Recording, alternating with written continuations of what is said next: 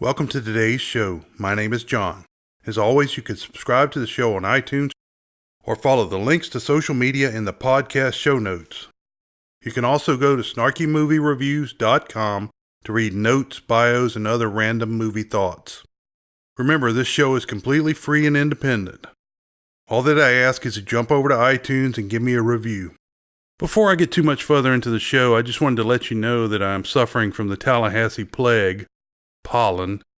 So if the voice sounds a little funny tonight, a little funnier than usual, blame it on the pollen. Today's movie is El Dorado, 1967. It's another in a series of John Wayne formula and posse movies. Hey, but it's a lot of fun, and it has a great story and a lot of action.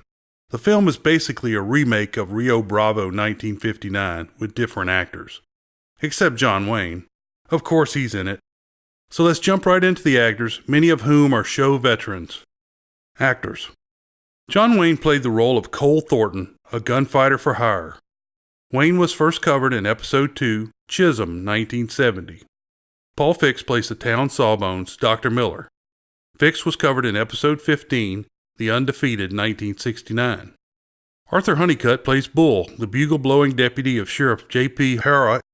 Honeycutt was covered in Episode 71, Cat Ballou, 1965.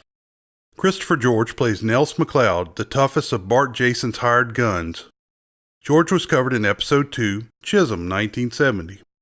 Robert Mitchum played El Dorado Sheriff J.P. Harrod, but he has a problem. Robert Mitchum was covered in Episode 54, Out of the Past, 1947. Chuck Courtney was uncredited as Jared McDonald. Courtney was covered in Episode 12, Billy the Kid vs. Dracula, 1966. James Caan played the role of Mississippi, a New Orleans gambler out to find the man that killed his foster parent. Caan was first covered in Episode 105, The Glory Guys, 1965. Robert Donner played the role of Milt. Donner had been in a couple of movies we've already covered, The Undefeated, 1969, and Chisholm, 1970. However, until this point, he never made the cut. Donner was born in 1931 in New York City. I'm walking here! I'm walking here! He was raised in Michigan, New Jersey, and Texas. Following high school, Donner spent almost 4 years in the Navy. After his discharge from the Navy, Donner stayed on the West Coast where he worked at various jobs and attended college. Donner had the fortune to live in the same building as Clint Eastwood, and the pair became friends. Eastwood recommended that Donner study acting. This led to a career with 135 movie and television credits. Donner was an avid golfer and a motivational speaker. Donner's movie credits include uncredited roles in Rio Bravo 1959, The Nutty Professor 1963, and The Disorderly 1964. He has a good collection of credited roles including Cool Hand Luke 1967, El Dorado 1967, The Horrible Skidoo 1968, Rio Lobo 1970, Vanishing Point 1971, The Man Who Loved Cat Dancing 1973, High Plains Drifter 1973, The Last Hard Man 1976, Damnation Alley 1977 with giant cockroaches, Under the Rainbow 1981 about a murder plot during the filming of The Wizard of Oz 1939, and Hoot 2006, which is one of the top 6 Jimmy Buffett movies. Donner's main work was on television, including a long-term gig on Mork and Mindy, 1978 to 1982. Donner died in 2006 at the age of 75. Charlene Holt played Maudie. Holt was born in Texas in 1928 and had a modest career. Most of her work was in television, but her movies include El Dorado 1967, Man's Favorite Sport 1964, Redline 7000 1965, and Melvin and Howard 1980. She died in 1996 at the age of 67. Michelle Carey played tomboy Josephine, Joey McDonald. Carey was born in Maryland in 1943.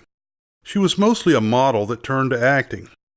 A lot of her work was on television, but her movie roles include How to Stuff a Wild Bikini, 1965, El Dorado, 1967, Live a Little, Love a Little, 1968, Dirty Dingus McGee, 1970, The Animals, 1970, The Choir Boys, 1977, and In the Shadow of Kilimanjaro, 1986.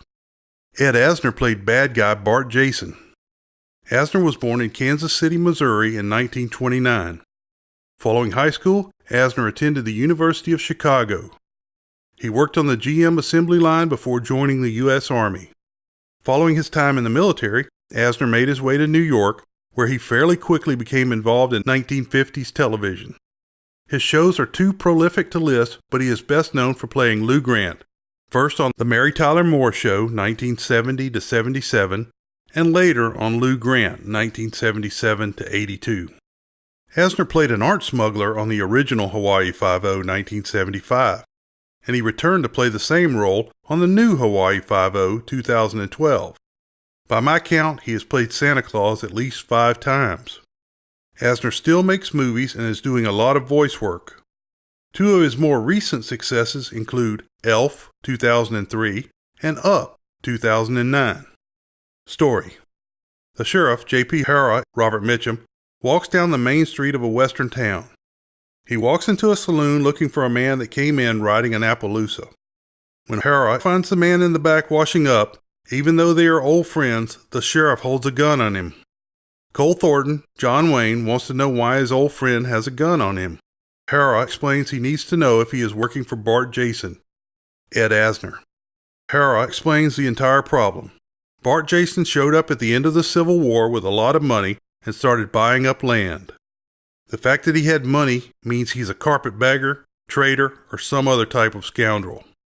Jason needs more water, but that is controlled by Kevin McDonald, R.G. Armstrong, and his large family. Cole explains that he has been offered a job by Jason, but has not accepted. Cole says he will turn the job down. Then Cole asks about the rifle Hara has, saying it looks familiar. Hara replies that he had it fixed up like Cole's, and I take this to be an homage to Stagecoach 1939 and the shortened Winchester that the Ringo Kid, John Wayne, could twirl under his arm. About this time, the saloon owner, Maudie, Charlene Holton, comes in, and she is very friendly with Cole. It turns out she was Cole's girl before she was Hara's girl. Awkward. Cole heads out to tell Jason that he's not going to take the job. The route out leads him next to the McDonald Ranch. Kevin McDonald gets word that Jason was hired by Cole as a gunfighter and is heading their way. McDonald leaves his youngest son, Luke, Johnny Crawford, on a large rock to serve as lookout. Crawford played Mark on The Rifleman 1958-63. Cole makes it out to see Jason and gives him the advance back. Cole tells Jason that his hired guns couldn't stomp a stringy jackrabbit, much less J.P. Hara.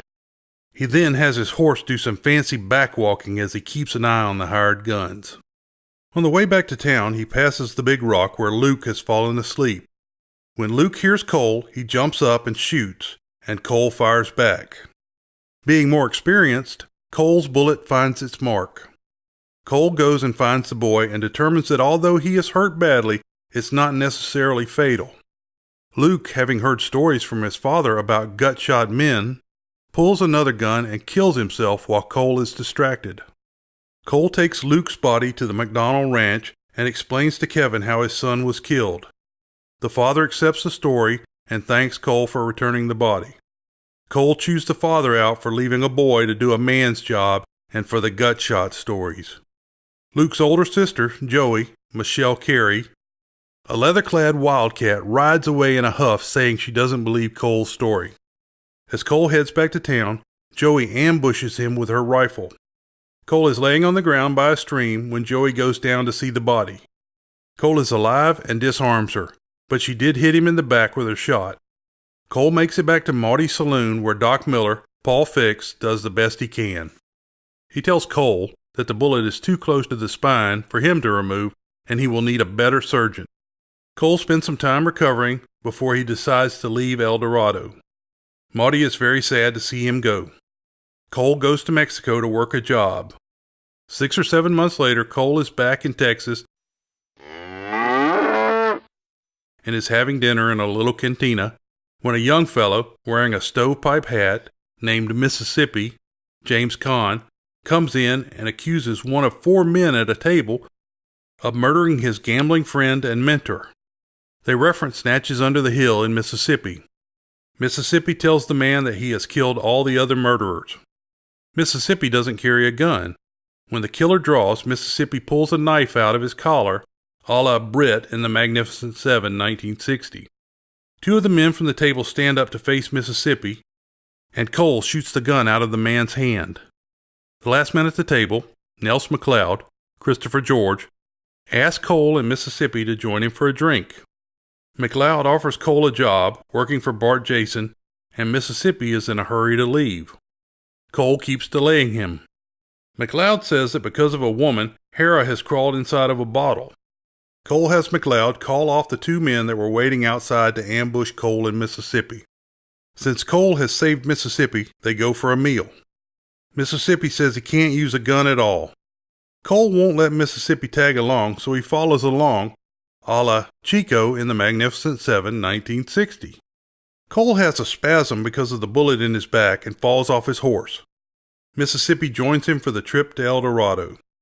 On the trip, Cole tries to teach Mississippi to shoot. He realizes it is helpless and stops by a gunsmith to get him a sawed-off double-barrel shotgun with a pistol grip.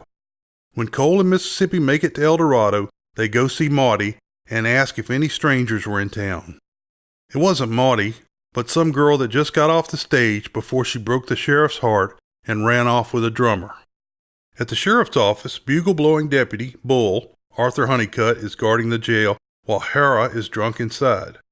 Cole wakes the drunk Hera and the 2 have a little spat. Cole says he is looking at a tin star with a drunk pinned on it. Mississippi makes a black drink that will make someone sick if they drink. They waterboard Hera with the liquid and lock him in a cell. In the morning, Hera has a drink and his guts explode. That afternoon, Bart Jason and his men ride in to meet McLeod.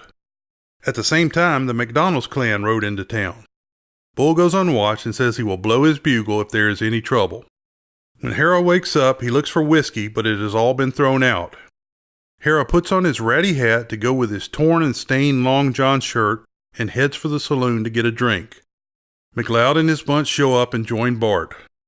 Bart and McLeod start mocking and laughing at Hera. The besotted sheriff walks back to the jail in shame. Hera is having a moment of clarity and breaks the bottle before trying to put on his gun. Just then a shot rings out and Bull blows his bugle. One of the McDonald's boys is shot, but not dead in the street. The 3 Bart Jason men that did it ran up an alley and Bull has it covered. Hera shows up to help. Cole, Hera, Mississippi, and Bull head down the street looking for the shooters. A lady opens a window and tells Mississippi that the men headed towards the church. The scene was spoofed in Blazing Saddles, 1974. The church looks more like an Adobe mission. The 3 shooters start firing from the bell tower, and Bull starts ringing the bell with his rifle shots. Cole and company make it inside and kill 2 of the 3 men. One gets away, but Mississippi hits him with a shotgun blast.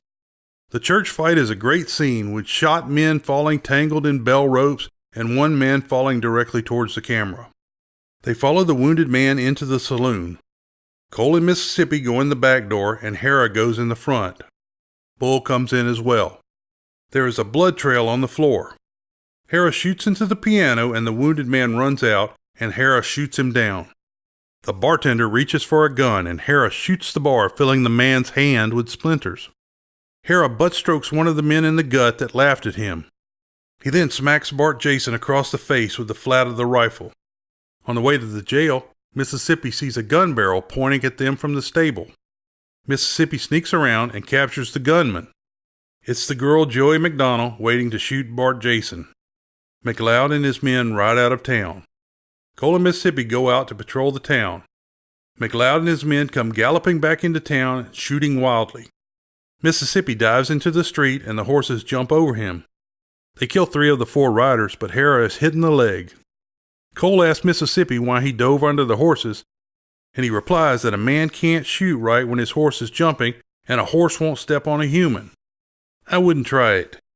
Doc Miller comes in with a new doctor. The new doctor says he can fix the bullet in Cole's back. Hera is just nicked. As they wait for the federal marshal to come, Hera gets the shakes. They decide to hold up in the jail for 4 or 5 days until the marshal arrives. They get some soap and food, and Hera starts washing up.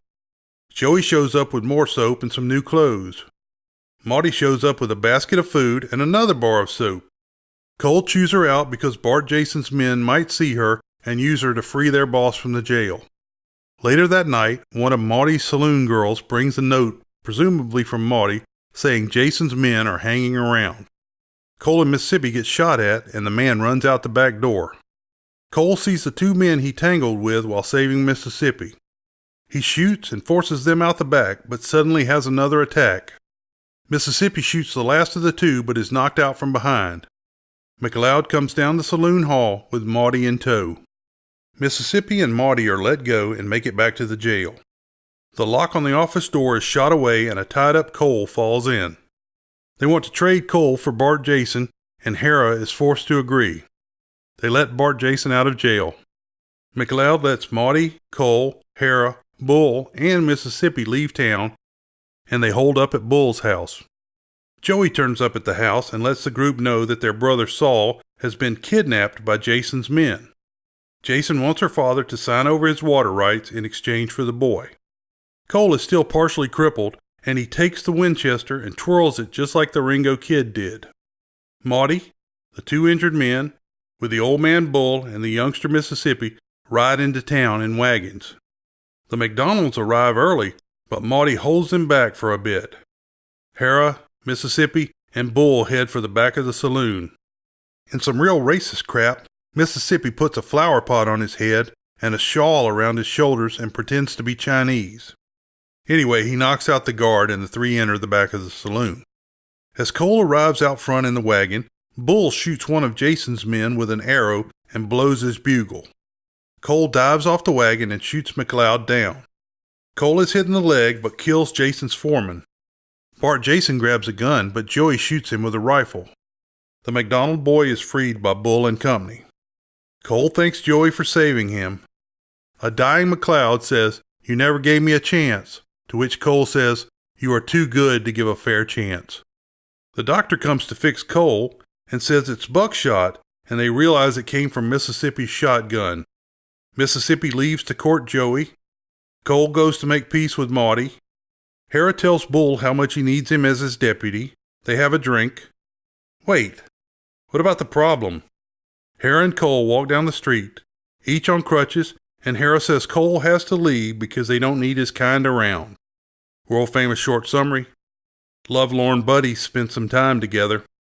I hope you enjoyed today's show. I'm on Twitter and Facebook. Remember, this show is completely free and independent. Please take the time to jump over to iTunes and give me a review. It really helps the show get found. Beware the Moors.